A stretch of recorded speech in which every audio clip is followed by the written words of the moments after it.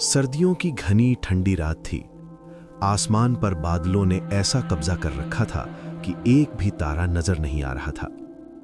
राजमार्ग से हटकर जो पुरानी सड़क भोटा जंगल के बीच से निकलती थी, उस पर एक लंबा चौड़ा ट्रक धीरे धीरे बढ़ रहा था। ट्रक चला रहा था देवीलाल, लगभग 10-12 साल से सड़कों की धूल फांकता हुआ पुराना ड्राइवर, और उसके साथ सीट पर आधा लेटा हुआ था उसका कम उम्र क्लीनर सोनू। ट्रक में सीमेंट और लोहे के सरिये लदे थे और उन्हें रात ही रात अगले शहर पहुंचाना था। रास्ता छोटा करने के चक्कर में मालिक ने बोला था, भोटा वाला जंगल पकड़ लेना, 2 घंटे की बचत हो जाएगी। गांव वाले उस रास्ते का नाम लेते ही मना करते थे। उधर रात में मत जाना, उधर एक छलावा है जो ट्रक वालों को बेवकूफ बनाकर जान से खेलता है। लेकिन पेट की आग और समय पर माल पहुंचाने का डर सब पर भारी पड़ता है। ट्रक जंगल की सीमा में घुस चुका था। दोनों तरफ ऊंचे ऊंचे पेड़, उनकी टेढ़ी मेढ़ी डालियां और बीच में धुंध से भरी पतली काली सड़क। हवा में ऐसी नमी थी कि शीशे पर हल्की हल्की बूंदें जमा होने लगीं। सोनू ने ऊँघते हुए रेडियो ऑन किया, पर उसमें से सिर्फ खड़खड़ाहट निकली। कभी कोई पुराना गाना आधे सेकंड के लिए उभरता, फिर शोर। सोनू ने धीरे से कहा, भैया इस जंगल के बारे में सुना है ना आपने? कहते हैं यहाँ एक छलावा रहता है। देवीलाल हंस पड़ा, लेकिन हंसी थोड़ी बनावटी थी। अरे छलावा वलावा कुछ नहीं होता, लोग बातों का तड़का लगाकर डराते रहते हैं। अगर हर जंगल में भूत घूमेंगे तो हम ड्राइवर तो सड़क पर निकल ही ना पाएंगे। सोनू चुप हो गया, लेकिन उसका हाथ अभी भी थोड़ा कांप रहा था, जो उसने अपनी जेब में दबे ताबीज पर कस दिया। जैसे ही रेडियो की आवाज थोड़ी बढ़ी, अचानक रेडियो पूरी तरह साफ हो गया और उसमें से किसी बूढ़े आदमी की खरखराती आवाज आई। देवीलाल, धीमे चला, आगे गड्ढा है। ट्रक एकदम झटका खा गया। सोनू ने घबराकर पूछा, भैया इसने आपका नाम लिया ना? देवीलाल के हाथ भी स्टीयरिंग पर थोड़े ढीए पड़ गए, लेकिन उसने अपने आप को संभालते हुए रेडियो को बंद किया। किसी स्टेशन की मस्ती होगी, संयोग से नाम मिल गया होगा, बेवजह टेंशन मत ले। लेकिन दोनों ने महसूस किया, रेडियो की सुई किसी चैनल पर क्लियर पहुंची ही नहीं थी, फिर भी आवाज बिल्कुल साफ थी। ये छलावे की पहली शरारत थी, नाम लेकर दिमाग में पहला डर का बीज डालना। थोड़ी देर बाद जंगल और घना हो गया। सड़क पर लाइटें तो थी ही नहीं, बस ट्रक की हेडलाइट्स ही अंधेरे को चीर रही थीं। अचानक आगे सड़क पर धुंध के बीच कुछ हिलता सा दिखा। जैसे ही ट्रक पास पहुंचा, दोनों ने साफ देखा, एक सफेद साड़ी पहने औरत, सिर झुका हुआ, बाल बिखरे हुए, हाथ में लाल चुनरी लटकती हुई। देवीलाल घबराकर चिल्लाया, अरे अरे! उसने जोर से ब्रेक मारा। टायरों की चीखती हुई आवाज पूरे जंगल में गूंज गई। ट्रक कुछ ही फुट दूर आकर रुक गया। सोनू लगभग सीट से गिरते गिरते बचा। उसने कांपते हुए कहा, भैया बीच सड़क में खड़ी है, कहीं एक्सीडेंट ना हो गया हो। दोनों ट्रक से उतरकर सामने आए, लेकिन सड़क बिल्कुल खाली थी। न कोई औरत, न कोई कदमों के निशान, न कोई आवाज। ये अभी यहीं तो थी, सोनू हकलाया। देवीलाल ने चारों तरफ नजर दौड़ाई। धुंध के अलावा कुछ नहीं दिख रहा था। हो सकता है धुएं का कोई पैटर्न हो या तेरी आंखों का धोखा। चल अंदर चल, रात में दिमाग खेल करता है। दोनों वापस केबिन की तरफ मुड़े, पर जैसे ही दरवाजा खोला, सीट पर कीचड़ जैसे गीले दाग दिखे, जैसे कोई अभी अभी भीगा पैर रखकर बैठा हो। ये छलावे की दूसरी चाल थी, खुद को दिखाकर फिर गायब होकर दिमाग को घुमाना। देवीलाल ने ट्रक स्टार्ट करने के लिए चाबी घुमाई। इंजन ने 2 बार ढूंक ढूंक करके आवाज की, फिर खामोश हो गया। उसने दूसरी, तीसरी, चौथी बार कोशिश की, पर इंजन जैसे जिद पर अड़ गया हो। अरे अभी तो नॉर्मल चल रहा था, वो बड़बड़ाया। वो नीचे उतरा, बोनट खोलकर इंजन चेक करने लगा। सब कुछ ठीक, वायर, पाइप, बैटरी, डीजल। उधर सोनू केबिन के अंदर अकेला बैठा था। बाहर पेड़ों की सरसराहट और बीच बीच में कोई उत्सुक सी चींटी जैसी आवाज, जो समझ नहीं आ रही थी कि हवा कर रही है या कोई और। अचानक केबिन के ऊपर से ठक ठक ठक की आवाज आई, जैसे कोई नंगे पैर लोहे की छत पर चल रहा हो। सोनू डर गया, भैया ऊपर कोई है? देवीलाल ने ऊपर देखा, कुछ नहीं। तू तो हर चीज में भूत देख लेता है, ऊपर शायद कोई डाल गिर रही होगी। जैसे ही वो फिर से इंजन में झुका, पीछे से केबिन के शीशे पर किसी ने जोर से धप्प किया। दोनों चौंक गए।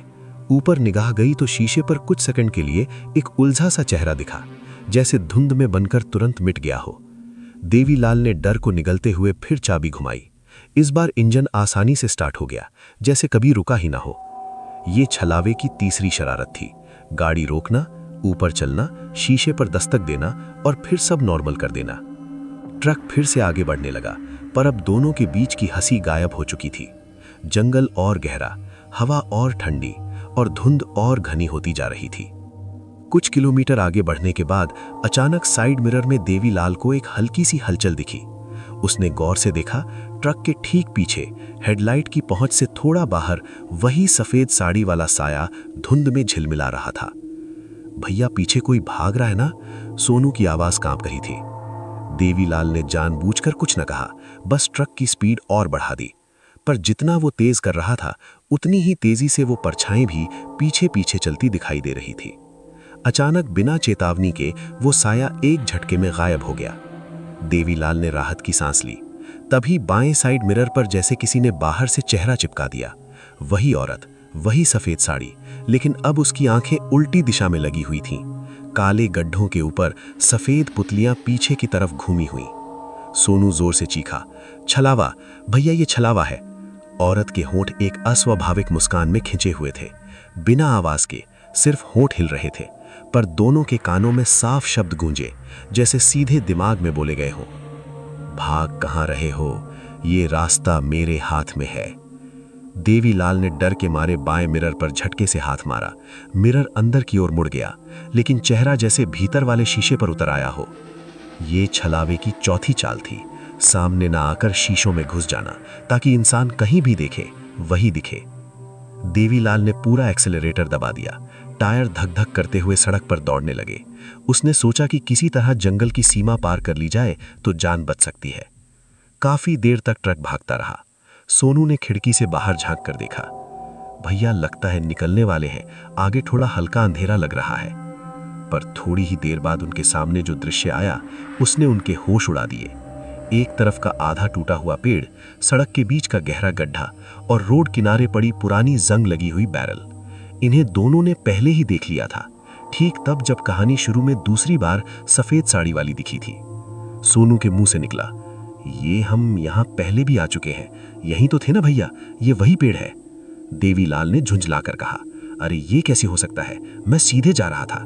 पर सच यही था। वे गोल गोल घूमकर फिर वहीं पहुंच गए थे, जैसे कोई अदृश्य हाथ रास्ते को मोड़कर उन्हें उसी जगह पर वापस ले आता था। पीछे से वही धीमी खुरदरी हंसी आई, इस बार न बाहर से न रेडियो से, बल्कि जैसे केबिन के अंदर से। कितनी भी दूर भाग लो, जंगल से नहीं निकल सकते जब तक छलावा चाहे। ये छलावे का 5वां खेल था, रास्तों को घुमाकर इंसान को भूल भुलैया में फंसा देना।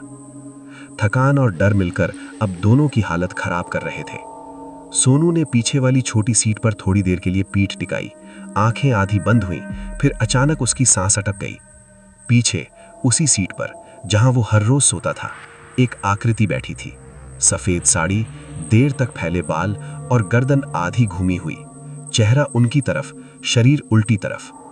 उसके चेहरे पर वही उभरी हुई चौड़ी मुस्कान थी, जिसमें दांत कुछ ज्यादा लंबे और काले नजर आ रहे थे। आंखें फिर से उल्टी थी, लेकिन इस बार उनके अंदर हल्की लाल सी चमक दिख रही थी। सोनू की आवाज निकल ही नहीं रही थी। उसने बड़ी मुश्किल से फुसफुसाते हुए कहा, भैया पीछे मत देखना, पीछे सीट पर छलावा बैठा है।